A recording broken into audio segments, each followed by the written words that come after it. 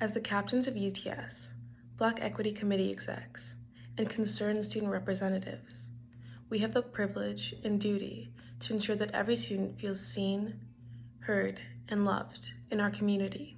The recent deaths of Black and Indigenous people at the hands of police or racially motivated hate crimes in Canada and the United States, including George Floyd, Regis Korchinski-Paquette, Dondre Campbell, Breonna Taylor, Tony McDade, Ahmaud Arbery, Alicia Hudson, Stuart Kevin Andrews, and Jason Collins, and the unjustified police violence against peaceful protesters and journalists, many of them people of color, have once again started a conversation on the racism that continually exists in our school, city, country, and world.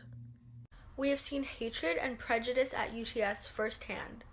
Racism, sexism, and other forms of discrimination remain present in our community. There is no excuse.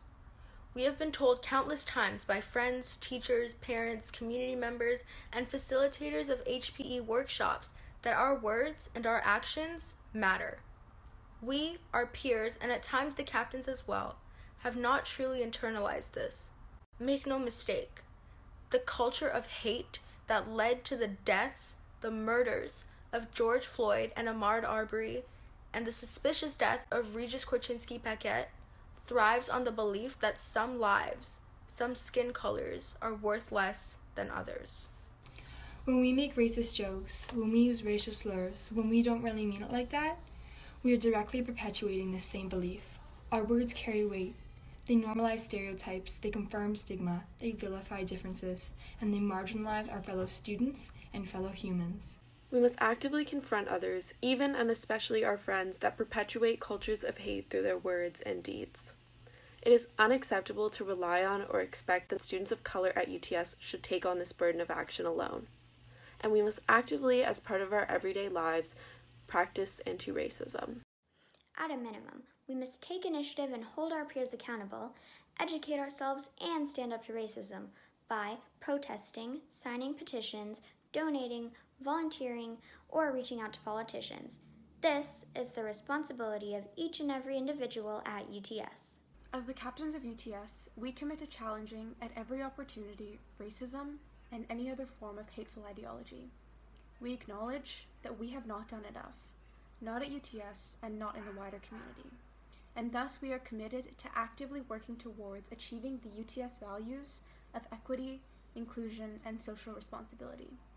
We are committed to working persistently towards creating a UTS Student Equity Committee with representatives from GEC, BEC, and the Indigenous Solidarity Committee, and other groups to formulate and assess equity policy and to assess violations at all levels. Additionally, we want to evaluate the UTS mental health policy and make all necessary changes to highlight the impact of mental health on communities of color and ensuring that students at UTS have the resources to address the same. We want to create a dedicated equity complaints channel with senior members of administration responsible for responding to reported incidents of racist, sexist, homophobic, transphobic, or improper behavior.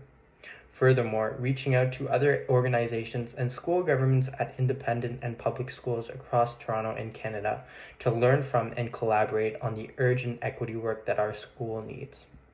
Any and all other equity initiatives that are proposed to us by UTS students and those who spearhead our equity organizations must be taken into account as well. This is not something that's temporary. Our commitment to these efforts should and will be a top priority for us. We also wanted to apologize for not taking a more active role in combating racism at UTS until now. It's disappointing that it took such horrific events to spark a period of deep reflection for us as student leaders. If at any time any student at UTS feels like the actions of the school or our actions as captains fail to meet this threshold of active anti-racism, we want you to reach out to us. Whether it's by email or Instagram or in the future the Equity Complaints channel, please reach out to us and we will advocate for you. We've also been working with the Black Equity Committee to compile a list of resources that you can use to take action. We want every student to think long and hard about what they can do to contribute to the cause, both in school and outside of UTS. We would like to thank everyone who attended the Black Equity Committee meeting. We extend our deepest thanks to Layat and Deja for their work and activism, and our heartfelt gratitude for the leadership shown by Ms. Evans and UTS staff. We're committed to making UTS a place where every student is seen, heard, and loved. Black Lives Matter.